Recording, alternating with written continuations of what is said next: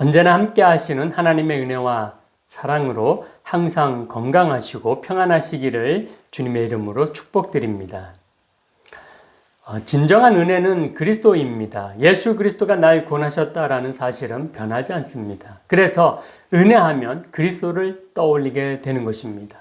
이 진리는 단순히 구원으로 끝나는 것이 아니라 하나님이 얼마나 사랑이 많으신가를 알게 되고 우리 또한 그리스도를 본받아 살 것을 결단하게 합니다. 그런데 이러한 진리는 그리스도를 믿는 자만이 느끼고 체험하는 희열, 기쁨이라고 할 수 있습니다. 그렇다면 아무나 믿음으로 기쁨을 얻을 수 없다라는 것을 알게 됩니다. 그래서 내가 예수 그리스도를 믿는 것도 은혜이구나 하는 사실을 깨닫게 됩니다. 그래서 믿음은 은혜가 되고 이 은혜의 믿음은 역시 예수 그리스도를 떠올리게 됩니다. 그래서 또한 믿음하면 예수 그리스도를 가리키는 것입니다. 이것은 내가 예수님을 나의 주체적인 의지가 아닌 하나님의 은혜로 믿게 되었구나 하는 사실을 더욱 확신시켜 줍니다. 더불어 이 모든 것을 놓고 볼 때 모든 것이 다 하나님의 사랑이었구나를 깨닫게 됩니다. 그래서 우리가 하나님께 감사를 드리는 것입니다. 우리가 은혜를 준 누군가에게 감사를 표하면 그 사람은 기뻐합니다.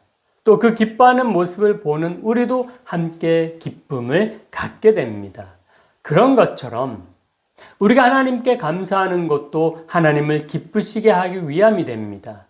하나님의 기쁨이 곧 나의 기쁨이 됩니다. 그러나 이 말을 뒤에서부터 차례대로 돌이켜보면 나의 기쁨을 위해 하나님의 기쁨을 찾는 것처럼 될 수가 있습니다.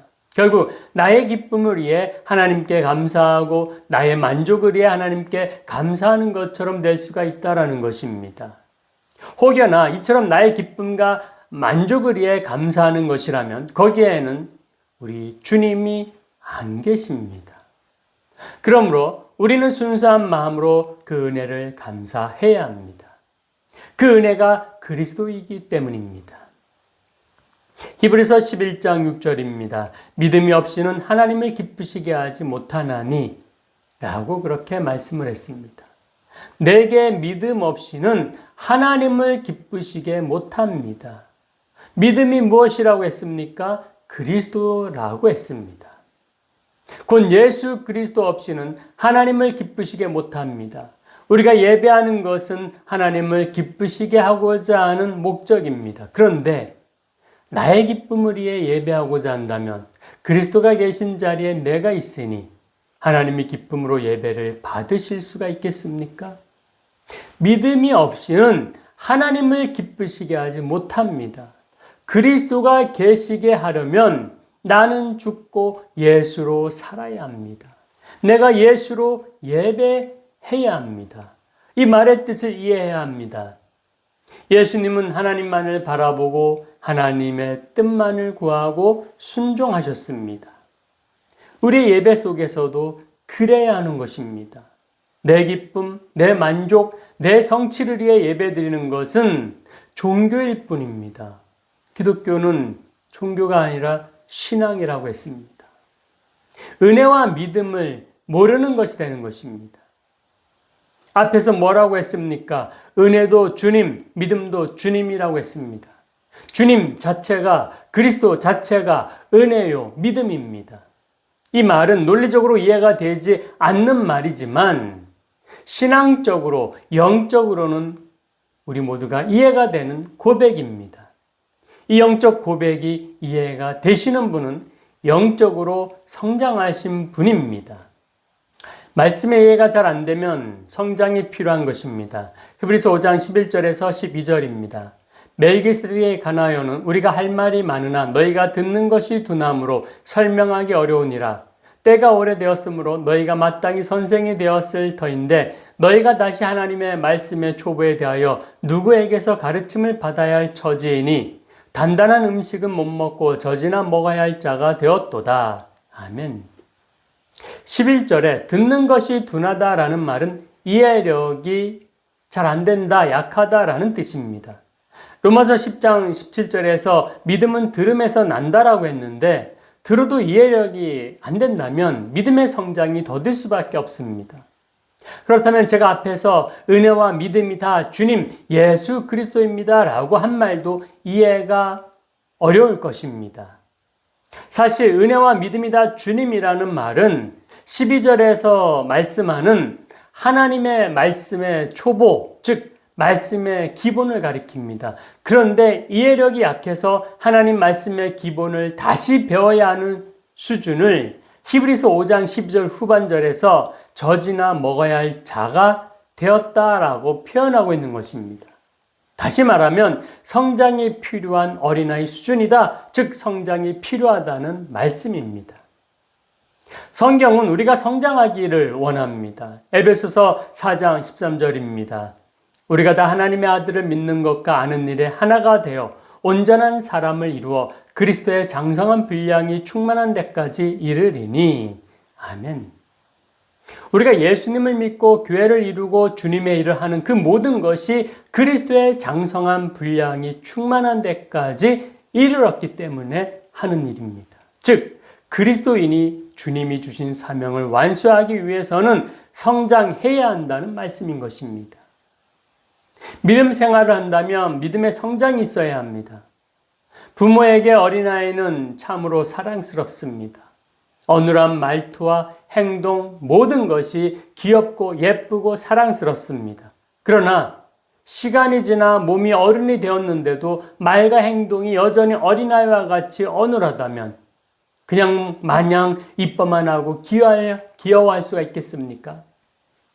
큰일로 여기고 병원에 가서 여러 가지 검사를 하고 치료에 전념하게 될 것입니다.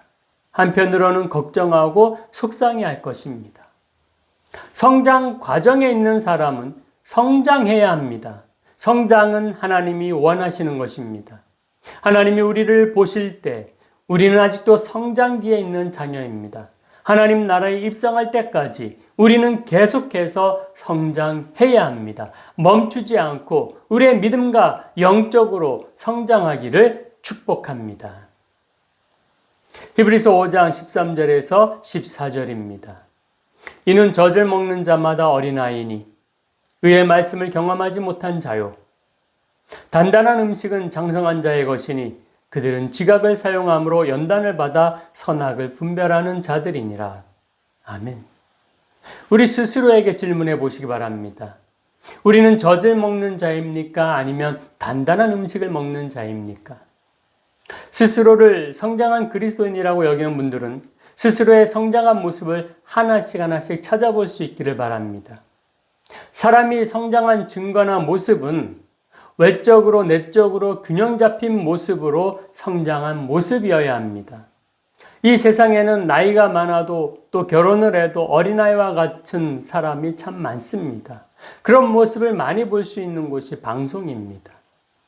방송 리얼리티 프로그램 그 중에서도 부부의 문제를 다루는 방송을 보면 확실히 볼 수가 있습니다. 분명 결혼한 어른인데 하는 말과 행동을 보면 어린아이의 수준의 모습을 보이는 경우가 있습니다. 이는 성장하지 못한 증거입니다. 그런데 그 당사자는 이 사실을 모릅니다. 자신은 몸과 함께 성장한 사람이라고 착각하고 있습니다. 자신의 문제를 잘 모르고 주로 상대방에게 그 원인을 돌립니다. 상대가 문제 있다라고 말을 합니다. 그러나 전문가의 상담을 받거나 제3자의 눈으로 자신을 비추는 영상을 보고 나면 자신에게도 문제가 있음을 깨닫게 되는 경우가 있습니다. 그리고 눈물을 흘리며 잘못된 점을 인지한 그 다음부터는 급격히 성장해서 부부가 서로 화해하는 장면을 보게 됩니다. 어린아이는 고집을 부리고 자신을 먼저 배려해 주기를 바랍니다. 자신이 먼저 만족되기를 바랍니다. 그러나 장성한 사람은 먼저 양보하고 배려하고 기다려줍니다. 마찬가지로 우리도 스스로에게 나는 영적으로 성장한 사람인가 질문해 볼 때 나 자신은 장성한 그리스도인이라고 자신 있게 대답했지만 하나님이 보실 때 또는 다른 사람이 볼 때 아직도 어린아이 같은 신앙을 가지고 있는 경우가 많습니다. 나는 성장했다고 믿지만 착각이었던 것입니다. 앞에서도 말씀드렸지만 그리스도인은 하나님 나라에 입성할 때까지 성장해야 하는 사람들입니다. 모두가 성장 과정 중에 있다는 사실로 스스로를 부족하다고 인정할 줄 알아야 합니다. 단계를 나누어 나는 6학년 수준, 너는 1학년 수준이라고 규정하는 것도 어리석은 것입니다. 하나님이 보실 때에는 다 어린아이 수준일 뿐입니다. 다만 하나님은 성장하고자 노력하는 자를 기뻐하시고 상 주실 것입니다. 그리스도의 장성한 분량에 이를 때까지 성장하시기를 주님의 이름으로 소망합니다. 누가복음 2장에는 예수님의 성장에 대해 말씀하는 두 구절이 나옵니다. 먼저 40절입니다.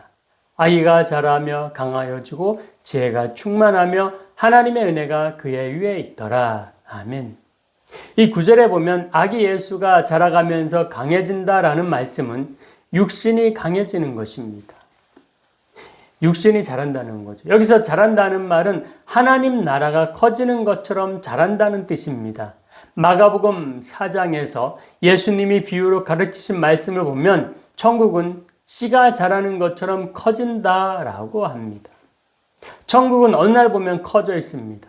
시간이 지나고 보면 분명히 커져 있습니다. 그런데 어떻게 커지는지는 잘 모릅니다. 그렇지만 싹이 나고 열매가 맺히는 모습을 보면서 커져 있구나, 커져가고 있구나 알 수가 있습니다.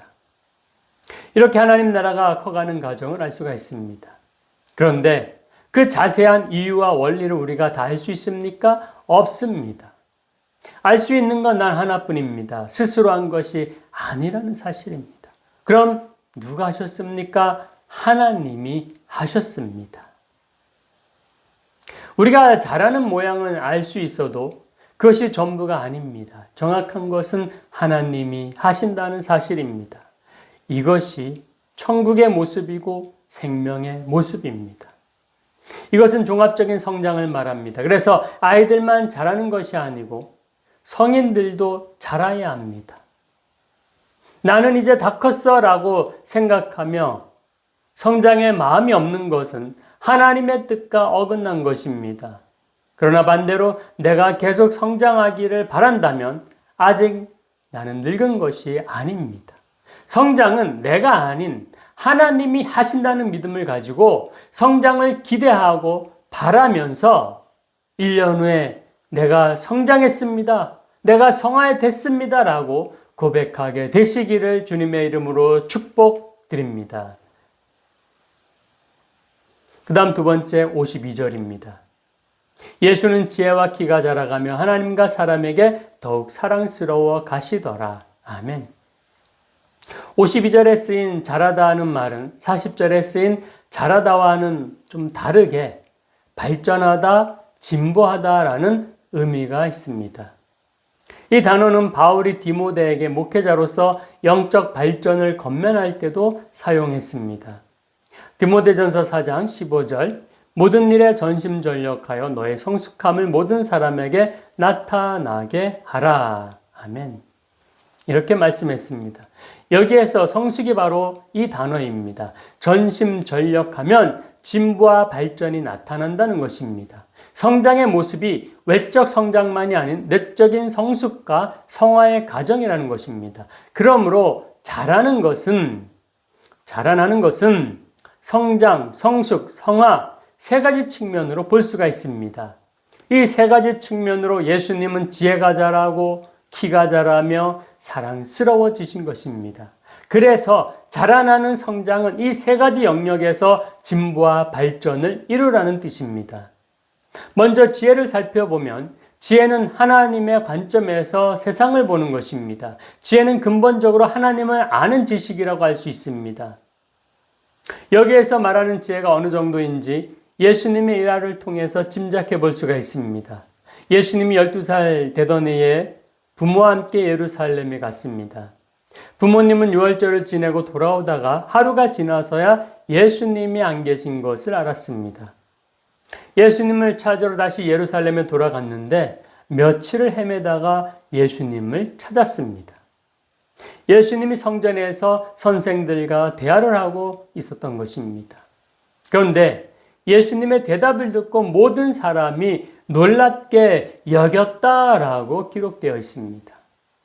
예수님의 지혜가 아주 탁월했다라는 것을 알 수가 있습니다. 우리가 예수님 안에서 예수님처럼 자라갈 때 그 지혜도 자라가기를 축복드립니다. 그 다음 두 번째로 예수님의 키가 자란다라는 말은 무슨 의미일까요? 이 말은 상징적인 의미로 생각하면 됩니다. 키가 큰 사람의 장점 중에는 시야가 넓은 것이 있습니다. 그런 것처럼 우리가 발전이 있고 성장이 있고 성숙이 있을 때 작은 시야를 갖고 있다가 넓은 시야로 커지게 됩니다. 특히 베드로후서 3장 18절에 오직 우리 주 곧 구주 예수 그리스도의 은혜와 그를 아는 지식에서 자라가라. 영광이 이제와 영원한 날까지 그에게 있을지어다. 아멘. 이렇게 말씀하신 것처럼 성도들은 그리스도의 은혜와 그를 아는 지식을 붙잡아야 합니다. 이것은 우리가 꼭 붙들어야 할 신령한 지혜인 줄 믿습니다. 마지막으로 예수님은 사랑스럽게 자라났습니다. 우리가 보통 성장과 성숙이라는 말을 들으면 일반적으로 이런 상상을 합니다. 좀 더 커져 있는 것, 좀 더 높은 지혜에 있는 것, 좀 더 안정된 상태. 이것을 성장 혹은 성숙이라고 생각을 합니다. 그러나 예수님의 성장을 나타내는 말씀에서 진정한 성장과 성숙은 더욱 사랑스러워지는 것이다 라고 합니다. 사랑스러워지는 것이 더 커지고 더 높아지고 더 안정되는 것보다 훨씬 더 중요합니다. 주의할 것은 하나님 앞에와 사람 앞에서 사랑스러워지는 것입니다. 사람 앞에서만 사랑스러워지는 것은 의미가 없습니다. 그런데 하나님 앞에서 사랑스러워지면 사람 앞에서도 사랑스러워지게 됩니다. 분명한 것은 세상의 올바른 사람들은 하나님이 사랑하는 사람을 사랑합니다. 하나님과 사람 앞에서 사랑스러워지시는 여러분이 다 되시기를 소망합니다. 여기서 우리가 놓치지 말아야 할 것은 사랑스러워지는 방법입니다. 예수님의 성장을 보면 하나님이 예수님에게 사랑을 계속 부어주십니다. 계속해서 사랑을 부어주시니까 예수님이 사랑스러워집니다. 그러므로 우리가 정말 사랑스러워지려면 어떻게 해야 됩니까? 하나님이 우리를 예쁘게 봐주셔야 합니다. 여기에서 사랑스럽게 본다는 것은 하나님이 좋은 마음으로 보신다는 것입니다. 하나님이 천지를 창조하시고 바라보실 때 마음과 같습니다. 그러나 우리 안에는 하나님이 좋게 봐주실 만한 것이 거의 없습니다. 그럼에도 불구하고 하나님은 인애하시고 자비하셔서 우리를 좋게 봐주시기로 작정하신 것입니다. 좋게 봐주시니까 우리 안에는 좋은 것들이 계속 생겨납니다. 그래서 하나님이 계속 더 좋게 우리를 봐주실 수 있게 되는 것입니다. 이것은 하나님이 우리를 자녀 삼았다는 증거입니다. 우리가 하나님의 자녀들을 바라보면 예쁘게 보입니다. 마찬가지로 하나님이 하나님의 자녀를 보면 예쁩니다. 하나님이 자녀 삼으시고 선택한 사람이 사랑스러운 것입니다. 오늘 우리 주위에 보이는 사람이 사랑스러워 보입니까? 하나님이 자녀 삼은 사람 눈에는 하나님의 사랑스러운 자녀가 보이기 마련입니다. 또한 하나님의 자녀는 항상 생각하기를 하나님이 나를 자녀 삼으셨으니 나도 하나님이 기뻐하시는 것만 선택하고 살아야겠다라는 다짐을 하게 됩니다. 이 다짐이 또한 하나님께 사랑받는 비결입니다. 그래서 하나님은 계속해서 우리를 사랑하시고 우리는 그 사랑으로 더욱더 사랑스러워지는 성장이 일어나고 변화되는 것입니다. 이 사실을 믿으시기 바랍니다. 은혜와 믿음을 알고 성장의 비결을 알고 더욱 성장하는 그리스도인이 되시기를 축복합니다. 예수님이 자라나신 성장처럼 지혜와 키가 자라고 하나님과 사람 앞에서 더욱 사랑스러워지는 우리 모두가 다 되시기를 주님의 이름으로 축원합니다. 기도하시겠습니다. 사랑이 많으신 하나님, 우리는 하나님의 자녀들입니다. 하나님의 자녀들은 계속해서 성장해야 합니다. 하나님께서 기뻐하실 수 있도록 더욱더 성장하며 우리 하나님께서 허락하시고 인도하시는 그 뜻이 이루어질 때까지 성장해야 될 줄로 믿습니다. 주님, 그렇게 성장할 수 있도록 우리 하나님께서 우리를 좋게 봐주시고 기뻐하시고 사랑하여 주시옵소서. 우리는 더욱더 하나님과 사람 앞에서 사랑스러워지는 그러한 성장이 계속해서 일어날 수 있도록 주여 축복하여 주시옵소서. 감사드리며 예수님 이름으로 기도드리옵나이다. 아멘.